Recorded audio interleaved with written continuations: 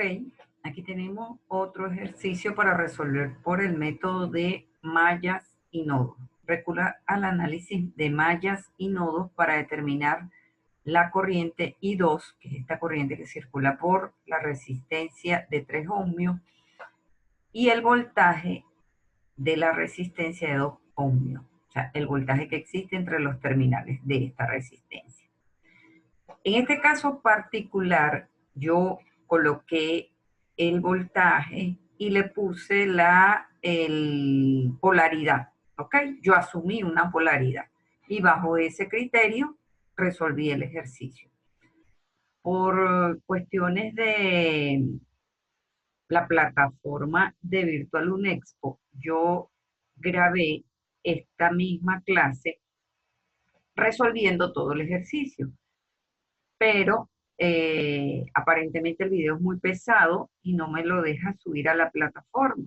Entonces voy a resolverlo primero por el método de mallas y en otro video lo resuelvo por el método de análisis nodal. ¿Ok? Bien, entonces este es el ejercicio que está planteado para resolverlo. Inicialmente lo voy a resolver por el método de mallas. ¿Qué es lo que dice el método de mallas? Primero debo verificar la cantidad de mallas que tengo en el circuito.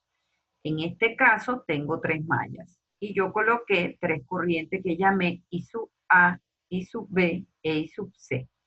¿Por qué les coloqué letras a los subíndices? Porque tengo una corriente aquí que se llama I sub 2 y no quise confundirme, ¿verdad? Con esa corriente que ya está colocada en el circuito. Igual el voltaje entre la resistencia R2 que me piden hallarlo, yo coloqué la polaridad positivo hacia este nodo y negativo hacia la fuente de 3 voltios. ¿Ok? Bien. Debo verificar si tengo fuentes de corrientes dentro del circuito.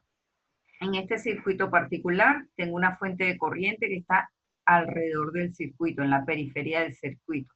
Quiere decir que esta corriente I sub A, como tiene el mismo sentido, ¿verdad? Que la fuente de corriente vale 2 amperes.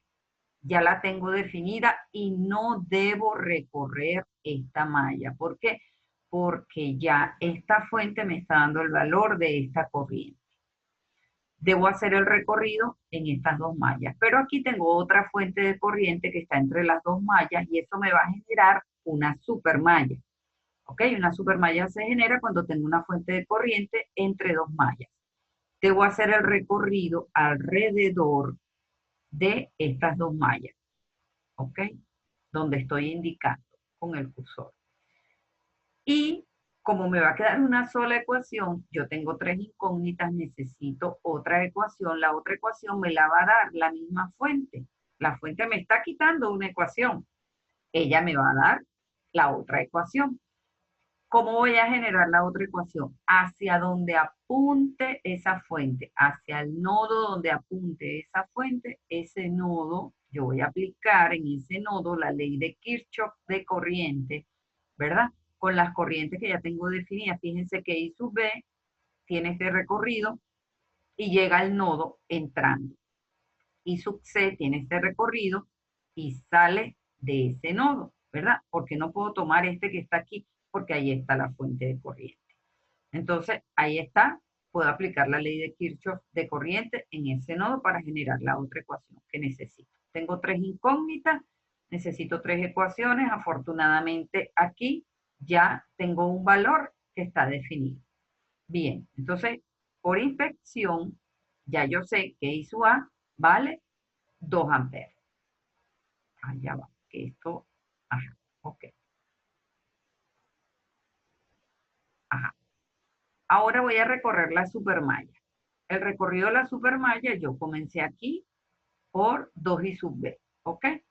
Fíjense que aquí tengo una resistencia de 2 ohmios que está compartida entre 2 mallas, quiere decir que hay 2 corrientes. Mi recomendación es cuando usted haga el recorrido, colóquele la polaridad a los elementos. Por ejemplo, I sub B viene aquí, positivo, negativo, sigue por aquí, positivo, negativo, negativo, sigue por aquí, positivo, negativo, ya aquí es I sub C, sigue por aquí, positivo, negativo. Y su A va a pasar por aquí, positivo, negativo, ¿ok? Pendiente allí con eso. Bajo ese criterio, entonces sería aquí 2 y sub B menos 2 y sub A más 3, porque el positivo de la fuente está primero, más 1 y sub B, sigo por aquí, 3 y sub C, menos 4 más 4 y sub C, menos 4 y sub A, menos 1, igual a 0, porque terminé de hacer el recorrido aplicando la ley de Kirchhoff de voltaje cuando voy haciendo ese recorrido. Ok, aquí tengo la ecuación de ese recorrido, agrupo términos semejantes, despejo y me queda la primera ecuación, ¿verdad? De esta manera. Luego aplicando la ley de Kirchhoff de corriente en el nodo A, entra I sub B más 4 y sale I sub C, es igual a I sub C y después la puedo pasar restando al otro lado de la igualdad, ¿verdad? Y me queda esta ecuación así. ¿Ok? Tengo un sistema de dos ecuaciones con dos incógnitas. Estoy en capacidad de resolver ese sistema por los métodos que ya yo conozco desde hace mucho tiempo, álgebra lineal, por los métodos que aprendí en bachillerato, o usted usa su calculadora, como a usted le parezca, pero usted está en capacidad de resolver su sistema de ecuaciones. Hallo I sub C, resulta que I sub C, si observamos el circuito, es el mismo I sub 2, ¿verdad? Y tengo el valor ya de I sub 2 que vale 2.6 amperios. I sub B, tengo de aquí, de la primera, del resultado de I sub C, lo sustituyo y hallo I sub B. Ahora bien, ¿cuánto vale el voltaje en R2? El voltaje en R2, estoy aplicando el método de mallas. Cuando aplico el método de mallas, el voltaje está definido por la ley de Ohm. El voltaje es igual a la resistencia por la corriente. La resistencia vale 2 ohmios, pero aquí en esta rama circulan dos corrientes. Como la polaridad de R2 es positivo aquí, negativo aquí, ¿quién es positiva? I sub B. ¿Y quién va a ser negativa? Porque cuando yo hago el recorrido de I sub A, aquí es positivo y aquí es negativo, de este lado.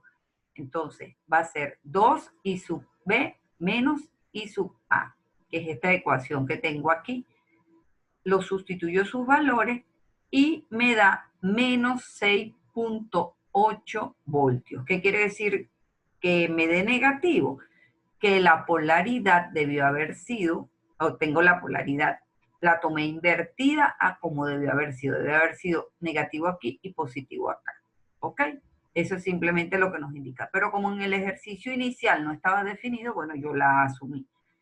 Y bien que nos quede negativo, porque así usted se da cuenta que pudiera dar un nivel de tensión negativo, eso es lo que le indica que la polaridad es inversa a cómo está definida aquí en el ejercicio. Bueno, vamos a dejarlo hasta aquí. En un próximo video hago el método de análisis nodal. ¿Ok?